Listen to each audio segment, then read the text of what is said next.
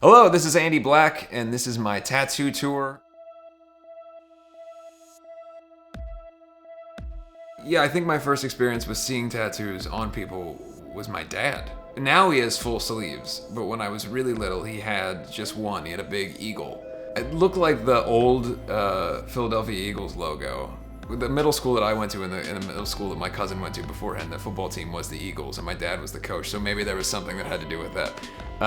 But by the time I was little, he already had that. And then seeing, musicians and stuff that had it. I remember when I was little, Motley Crue, Nikki Sixx had all the tattoos and everything, and so I certainly remember seeing that. But my dad being the first person that I knew who had a tattoo. I drew my first tattoo in study hall is the Alkaline Trio logo. I decided I absolutely had to have it, and I put a little skull in there with like hair that looked like mine, like swoopy bangs. And I went to my dad, and he said that I could get a tattoo, and he would sign the waiver when I was 16.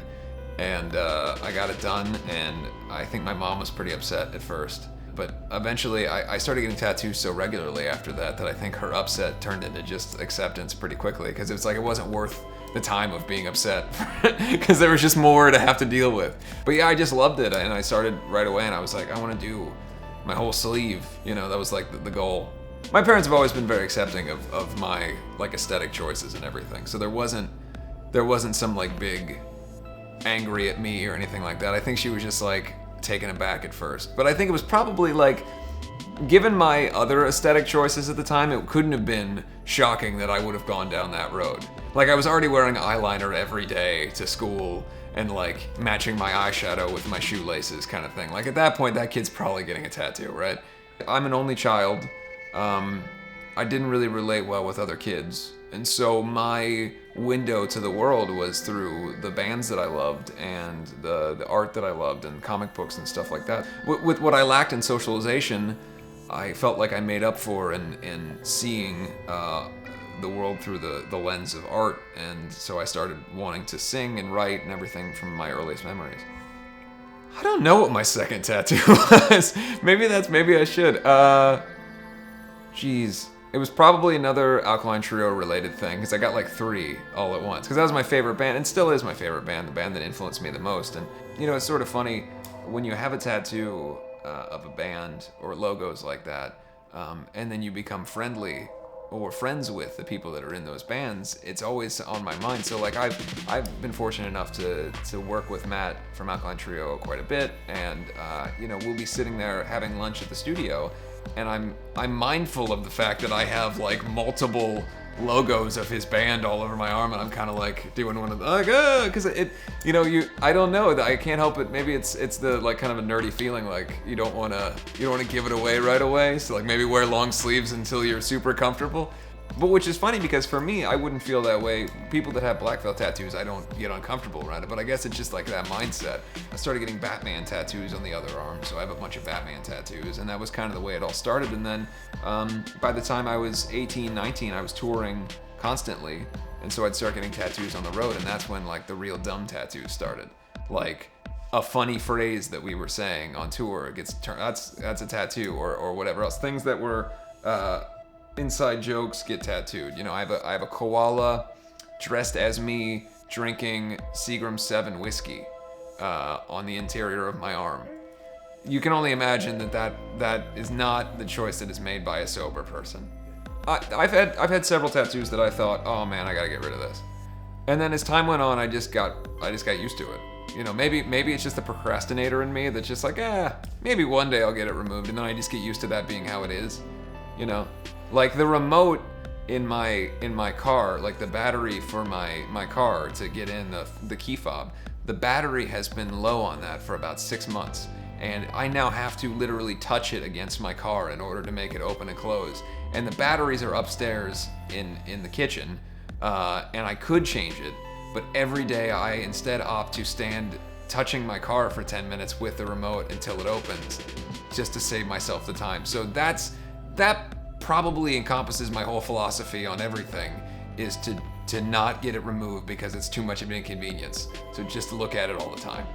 I have a bunch of tattoos that hold different meaning to me, whether it's elements from my family, or stuff with my wife. My wife and I both have each other's lyrics tattooed. I have over my heart, I have one of my favorite songs of hers on my chest, and we have each other's little nicknames tattooed on our hands. I have a portrait of her as a superhero on my arm. And then I have stuff with my parents, different references to my family. My dad and I have matching tattoos on the interior of our arms. A lot of my tattoos, as much as I have silly stuff, I have a lot of meaningful things. I have abstemious on my neck, which is it's a Latin terminology, not necessarily for sobriety, but all self-control, and the idea that you're able to make positive choices for yourself, and that isn't something I always did. So there's things I have like that represent changes in my life.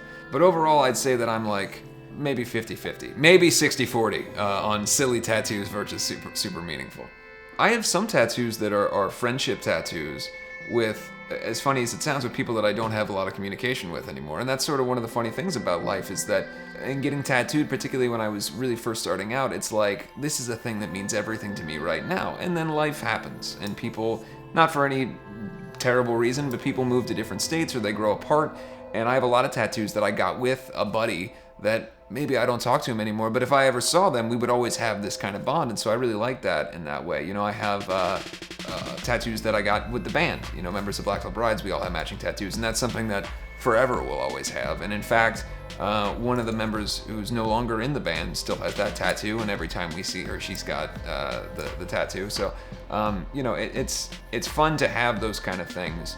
I don't have tattoo regrets in that capacity. I think it all represents different parts of your life. My tattoos are so patchwork that it really is representative of moments, and whether the moment is positive or negative, it did happen, and it's part of my existence in leading up to this point. So this on my hand, on my right hand, it says "Be a Warrior," and it's in my dad's handwriting. Growing up, I played hockey and was the most competitive at that, and I was a goalie, and on my blocker side, my dad would write "Be a Warrior" on the interior. So when I looked down at my stick or whatever, I would see that. And so a couple years ago, I didn't tell him why, but I asked him to write that out the way he used to write it on my pads. I got it tattooed right where he used to put it on my blocker side. And so now every time I look down for different reasons, I see the same thing that I saw when I was a little kid. So that's something that's always been really important to me. I have, like I said, the abstemious tattoo on my neck, which I kind of got into and explained that. On the other side, I have Batman, specifically Batman as a vampire from a comic book.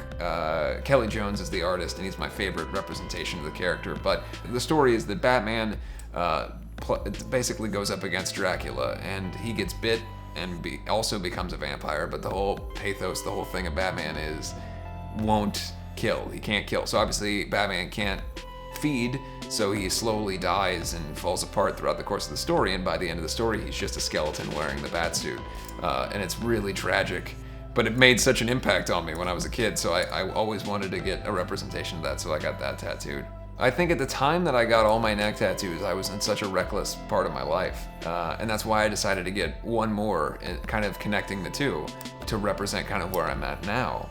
Because it started with the feather, and then it's Jesus, and then it's the Batman, and it's all this stuff. I don't look at it and go, oh my God, I can't believe it. Because it's been on me for so much of my adult life that it's just the way that I look. I don't know that I thought about it maybe as much as people probably should take time to think about. I often tell people that I'm a great example of what not to do in almost every capacity when it comes to tattoos or piercings or whatever else.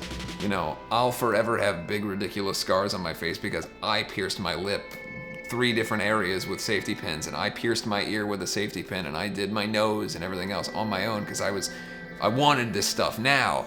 And so now I have scars and everything else because, I was so impulsive. But sometimes that's the way it goes. You want to do something, you do it. Selfishly, I'd love for Batman to have tattoos because I'd have a better chance of playing Batman in something. There's no Batman that has tattoos. I'm waiting for that one. Maybe I'll have to make it. DC, make the tattooed Batman. My wife and I first got together. She used to sell feather things and all this kind of cool jewelry and everything along with her music merchandise. She's an incredible eye for fashion and does all this stuff. So back in those days, I had this long hair, and I wound up getting this terrible dread in my hair from just not taking care of it.